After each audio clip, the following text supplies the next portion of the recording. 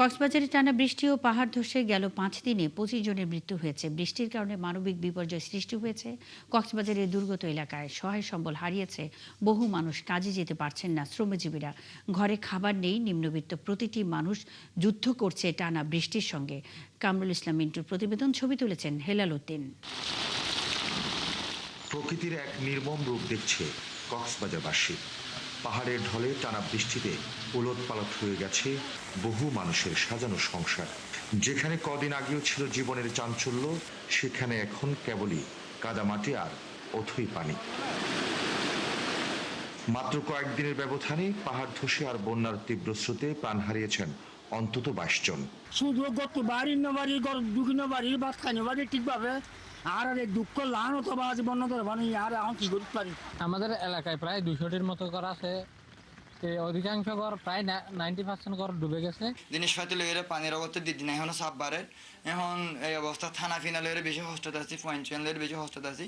শুধু স্বজন হারানোর বেদনাই নয়, তাদের বেঁচে থাকার লড়াইটাও এখন চরম দুঃসহ।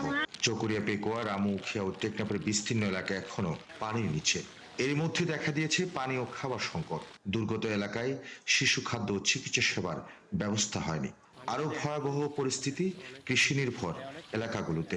ভেসে গেছে কৃষক পরিবারের ধান এবং গোয়ালের গরু। মাথা গোজার শেষ আশ্রয়টুকু নেই অনেকের।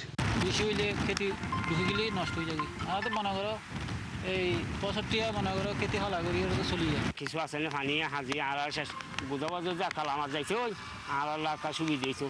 সড়ক যোগাযোগ বন্ধ, বিদ্যুৎ নেই, সেলফোন নেটওয়ার্কেও বিপর্যয়। দুর্গত মানুষের অভিযোগ, নদী খাল দখলমুক্ত ও সময় মতো ড্রেজিং করলে এই দুর্যোগ হতো না। এখানে কলেজের চারপাশে পানি উঠছে, বিভিন্ন এলাকা ডুবে যাচ্ছে। এর মূলত কারণ হচ্ছে নদীগুলো খনন করে নাই। ছোট ছোট যে নদী নালাগুলো আছে, যেগুলো দিয়ে পানি চলে যাওয়ার কথা, নদীতে গিয়ে চলে যাওয়ার কথা, এই নদীগুলো আসলে বন্ধ অবস্থায় আছে এখন। আর বন্ধ থাকার কারণে পানিগুলো কোথাও যেতেও পারছে না। আবহাওয়া অফিসের পূর্বাভাস বলছে এই অঞ্চলে বৃষ্টি থাকবে আরো ২ দিন। কামরুল ইসলাম মিন্টু, ৭১।